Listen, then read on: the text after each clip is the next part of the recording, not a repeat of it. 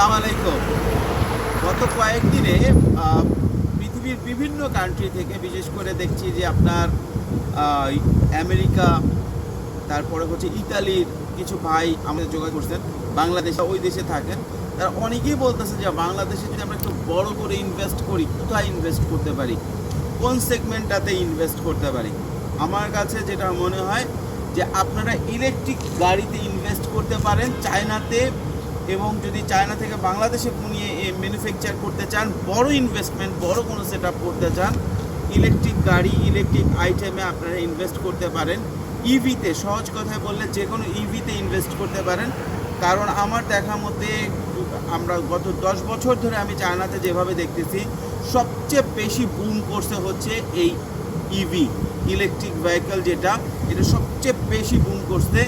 এবং Chinese government সবচেয়ে বেশি সাপোর্ট করতেছে হচ্ছে ইভিকে, ইলেকট্রিক গাড়িগুলোকে। এটা শুধু যে নিজের দেশে বানাচ্ছে তা না, সারা পৃথিবীটাতে তারা ছড়ায় পড়বে। এটার মানে হচ্ছে সারা পৃথিবীতে নেক্সট বিগ থিং হবে এই ইলেকট্রিক গাড়ি। কারণ এই তেলের গাড়ি আস্তে আস্তে কমতেছে। আপনার বাংলাদেশের ফিল্ডটা একদম খালি, বাংলাদেশের ফিল্ড মানে একদম র ফিল্ড, কিন্তু এখানে ইনভেস্টমেন্ট অনেক হাই লাগে। যদি আপনার কাছে ইনভেস্টমেন্ট থাকে, টাকা থাকে, এটা সবচেয়ে বেস্ট একটা সেগমেন্ট হবে যদি আপনি ইলেকট্রিক গাড়িতে ইনভেস্ট করেন। ধন্যবাদ।